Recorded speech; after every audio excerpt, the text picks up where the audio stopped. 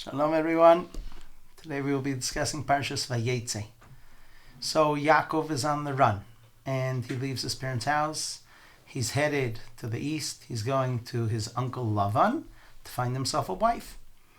And on the way, so Yaakov goes to Mount Moriah, Har HaMoriah, the place where his father was bound, the place where we would have the Beit HaMikdash. And night settles quicker than expected. Our sages say miraculously. And Yaakov prays the evening prayer. Yaakov is going to teach us about how a Jew contends with the night, with the period of Galut, the period of exile. And so Yaakov composes the evening prayer of Aravit. And he prays over there. And when he's about to go to sleep, he sees right next to him the altar that his father was bound on. And it's been broken. And he sees the 12 stones lying there. And he puts them together in a way that they will protect his head when he goes to sleep. And he goes to sleep. And he sees a prophetic dream. And Hashem is above him watching him. And Hashem shows him a ladder that reaches till the heaven. And its feet are firmly planted in ground. And he sees angels going up and down. And he's being taught about the potential of man to ascend to heaven, as Moshe Rabbeinu will on Sinai, as his descendants, the Jewish people, will be able to ascend through Torah given at Sinai.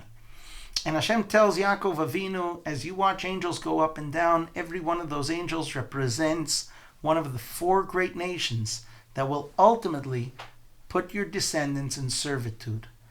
And when the 4th one starts climbing, and that is Esav, so Hashem tells Yaakov, go up the ladder and take him down. And Yaakov is scared. He sees Esav go up and up and up, and it feels like it's never ending. And Hashem says, don't worry, and then I'll take him down. And the message of the dream is about the 4 nations that would ultimately take the Jewish people under their servitude. And ultimately, Esav will seem like he's the 4th kingdom, and it seems like it's never ending. And Hashem says, but in the end it will. And Hashem promises Yaakov, I am with you. Just as Hashem promised Avram, he is with him. And when Yaakov wakes up in the morning, he miraculously finds a pitcher of oil. And he sees that the 12 rocks he slept by, they all became one. And he is given this promise by Hashem that there is a covenant, Berit HaShvatim, that he will have 12 children, and they will all be united, and they will be part of the future of the world. And so Yaakov takes that slab, that stone, and he anoints it with oil in honor of Hashem, and he plants it in the ground, and that is the stone that's there today under the dome of the rock.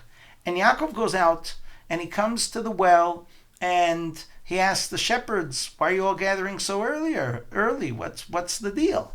So they say, well, we all have to gather. There's this big stone on the well. We can't take it off alone. When everyone gathers, we take it off. He says, have you heard of Lavan? They tell him, sure, his daughter Rachel's coming. He's doing great. So when Rachel comes, Yaakov single-handedly shifts that rock off the well, and he waters the sheep, and he tells Rachel that he's her relative. Now, Rachel has grown up her whole life with her twin sister Leah, knowing that she's supposed to marry Yaakov. And they discuss it, and it's love at first sight. They both sense this is right. Rachel warns him, my father's a swindler. He's going to try to switch me and my sister. And Yaakov says, don't worry.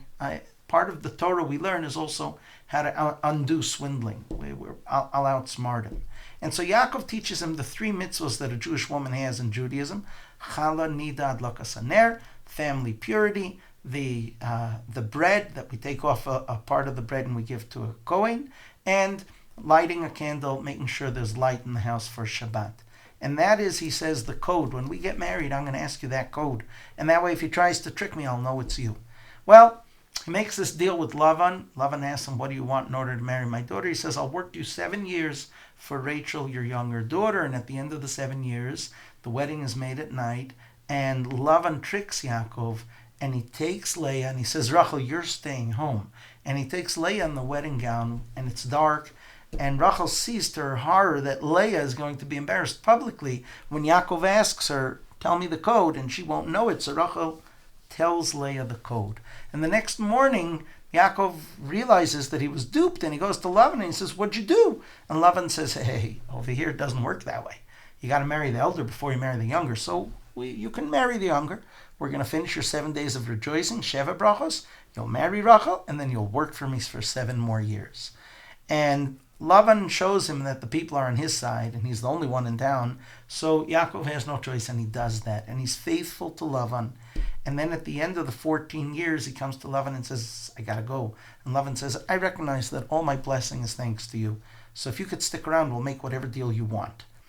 In this time, Yaakov has had a bunch of children.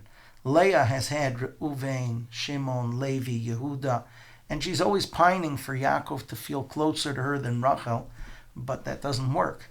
And finally, Hashem remembers how Rachel cared for her sister. And even though Rachel physically could not have children, she merited a miracle, and she had Yosef, her first son. Had she not allowed Leah to go first, had she not given that sign, she would have been married to Yaakov childless. And somehow it would have ended, and Yaakov would have married Leah. When it seemed like Rachel was forgoing something to help her sister, really that's what gave her the rights in heaven, that she had the son Yosef. And at the end of 20 years, Yaakov realizes that Lavan and his children, they really hate him. And so Yaakov sees no choice, but he packs up the family and he leaves when Lavan is far away. And as he's on the run, Lavan comes chasing after him, ready to kill him. And Hashem appears in a dream and tells Lavan, you better not hurt my Yaakov. And so when they meet, Lavan says, I had a good mind to hurt you, but your God showed up at night last night and told me not to. There's just one thing. My idol, my truffim are missing. Now his daughter Rachel, she wanted to make sure her father would stop being a pagan, so she took that idol. But no one knew that other than Rachel. So Yaakov mistakenly says, whoever took that will die. But no one finds it. Rachel hides it well. And in the end, Yaakov and Lavan make a pact. They build this big pile of stones. I'm not going to cross this pile to you. You don't cross the pile to me. And with that, Lavan leaves. Yaakov continues his journey to Israel, and he sees angels approaching. Our Parsha begins with the angels he sees in the dream leaving Israel. And as he's on his return to Israel, the angels are coming to greet him. Shabbat Shalom.